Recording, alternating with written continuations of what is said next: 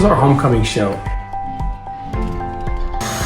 Oh my God! And by the late 80s, we had this little fiddle band together. Silver Dollar City heard about us. People would recognize us at the grocery store. Oh, you guys are those fiddling kids. All right, let's move up to Branson, Missouri and chase the dream. Oh, Michael's cannons. My father lost his job, so we literally had nothing to lose. Most of our life has been chasing this dream right here. This is for the underdog. We're the Haygoods, a musical family from the Ozarks, writing songs, raising kids, doing concerts, and trying to leave this world a little better than we found it. We've built a life and a show here in Branson, but we're not done dreaming yet. We're trying to see how far this journey can go, from a small town in the Ozarks to stages all around the world. Welcome to our story.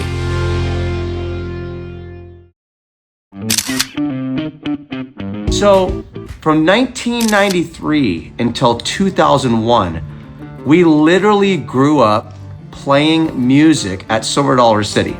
The first shows at Silver Dollar City were incredibly awkward. We had no idea what we were, so self-conscious. It was rough. I was shy and introverted. It was literally 6 microphone stands or however many of us were on stage and playing our fiddles poorly and singing. Catherine was 1 or 2 years old when we started doing this. We were so deeply self-conscious because our identity was the trailer park. You know, we went to public school at the time, so we were the poor kids. We didn't have the cool shoes. I didn't have Reebok pumps. Dominic was maybe 9, 10 years old, and we were literally entertaining and playing full time, learning the music business at that age. And so we still felt that awkwardness of being an outcast the first couple years of being on stage. We were on a theme park with roller coasters and funnel cakes. We were given a couple bucks every day to go and eat, on the park. And we would have these breaks in between the shows, and then we had to go to school in between everything else. We grew up at this park. I started out there when I was 13 years old. So every one of my teenage years, I was out there working hard and having a lot of fun too. Getting to live under the lights of Silver Dollar City and being on a stage every day, it changed the way we thought about ourselves, and it helped us have more self-esteem. That was the place where we learned how to entertain. And for me, it's where I went from being a kid to being a man. I grew up there. I met my wife there. And then the show evolved every year. Like, we would just try something new. We would try a different style of music, or we would try to do something that the crowd would clap for, like we would run up the side of the stage and do a black flip. Adapting, evolving, learning new skills, music. We were in dance lessons, we were in tap lessons, guitar lessons. A lot of trial and error. We didn't know we were going to be at Silver Dollar City for 9 years and have a source of income. If that contract didn't work and we didn't impress enough people. And through that, our show evolved into a giant multi-million-dollar. We would literally be on the street if it didn't work. Nationwide production. Like, people come from all over the United States to watch our show. And it was just so far from our reality of just trying to eat. All right, we're backstage. My sweetie's here. Yes. Everything's gonna be all right. I was just thinking about performing out here years and years ago, and there's no secret I was looking for my wife. I was looking for you. And to be back here together now, being able to have a homecoming and have my whole family here, my whole kids, it's a really sweet moment for me. It is full circle. It is. I love you. I love you. A little pre-show grab. It's so busy in here. It's like 100 entertainers in here getting ready to do their show. It's pretty cool. Go off together. They all sync. There's no So they're individual. not. Yeah, they're not going to go off random. And they're big. They're really big. So just anything nearby. Yeah, and ultimately DJ will make the call. So definitely bare minimum. Joey, DJ stage right. Devil went down in the middle, like we talked about. At the end, boom. At that point, they're going to be setting up for a social media. I don't know what he's talking about, but it sounds very serious. They're getting the pyro ready for the Haygoods. Fit check. Tim, what's wrong with your jeans? Well, they're huge. Extra skinny. I think these are those. Oh, you have so much hair. I'm so jealous. Let's go, Cat. Let's go. Follow me out.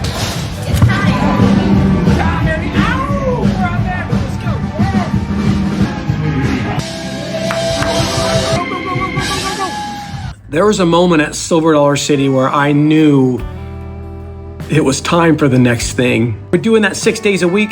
We were performing for hundreds of thousands of people, and just there was so much energy and excitement around what we were doing.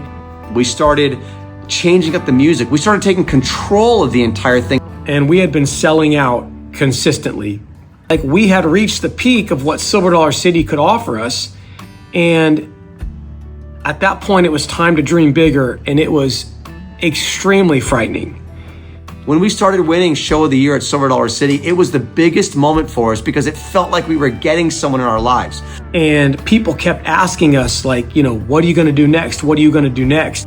We had to go out on our own, and we had no business skills. We had no marketing skills. We didn't really know how to put our own show together. We just simply were trying to keep our heads above water. So when we moved to the Branson Strip, we basically started again from the bottom. For me, I was comfortable at Silver Dollar City, but I'm grateful that some of our siblings kind of saw a larger picture, and we were able to kind of kick ourselves out of the nest. To come back after 25 years, it's deeply fulfilling and rewarding. It's also kind of sad because it reminds us that, you know, time keeps marching on. I'm very grateful for the journey. It was extremely difficult, but you know, it has paid off. Now we're staring down the barrel of our next great adventure. So you go back to where it began.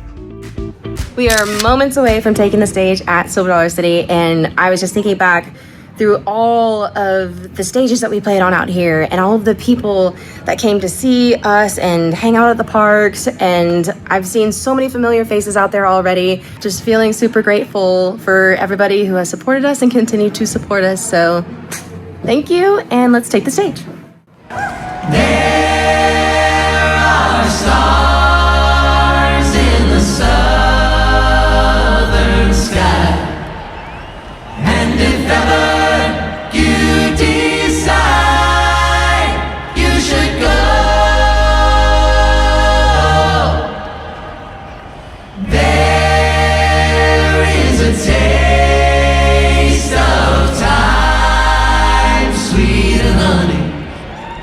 Down the silver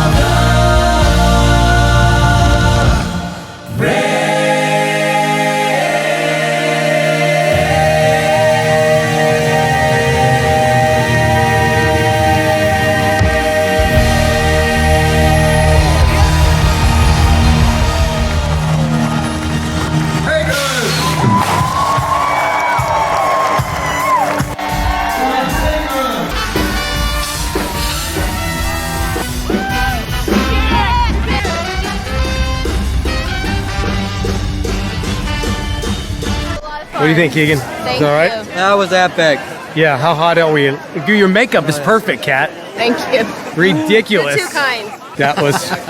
the stage manager's going to be so angry. Oh, wait, here he is. Oh, yeah. They're both fired. Why are we fired? You're fired. Because you did something I told you not to do. What did we do? You got on the handrail. Wait, what about I had this conversation with him. Dom, you didn't tell me that. Sorry, and then I he forgot said to tell he you. does not recommend it. Because it's too dangerous. Well, we're going to bring this up to safety and HR. That's what we're going to do. All right, we're going to have an internal meeting about this. We're getting together on it. Next time we're going to have a safety meeting before the Haygoods come here. Yes, sir. And you two. Well, I was crying because 29 years ago, we spent a lot of time here and a lot of time in this park. This is where we met, and now we have two beautiful kids out of it, and coming back and watching you guys just do what you do so well back in your old grounds brought back a lot to me. I know it did to you guys, but it tore me up from the very beginning. I cried through the whole thing. Lost my wife, but I found my mom. Woo! How was the show, Mom? Yes, beyond words. Okay. Incredible. Everybody's going home. It's over. And this is always the best part afterwards, when you've done a good job and you're just kind of chilling and it's quiet. But the emotions to get here are just, there's such a roller coaster, no pun intended. Very relieved.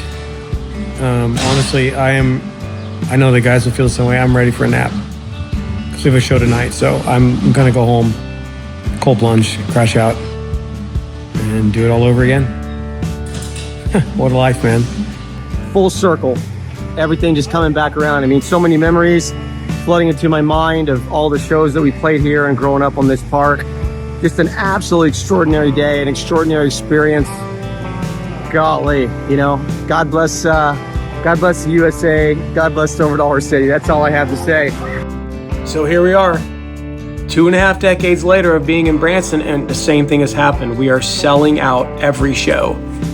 I'm extremely proud of what we've been able to accomplish so far. The evolution of the show from 6 kids on stage to what it is now with pyrotechnics and special effects and people loving it is a 35-year odyssey that's hard to capture in words. It still comes down to the music. It's time for us as a band to play our own music. We've been playing a variety show for decades, and we're great at it. In order for us to evolve, though, we have to put out our own sound. Original music. Original music. Original music. Perform our own music. We have to put our childhood and our memories and the way we feel as fathers and as husbands and encapsulate that into music. These deep experiences of family and Ozark life and music and brotherhood, and put all of those feelings and those stories into really compelling music. Being able to travel the world. Bless the world by maybe sharing some of these experiences and this cool place we got to grow up in. Try to take on the entire world. That's the next step.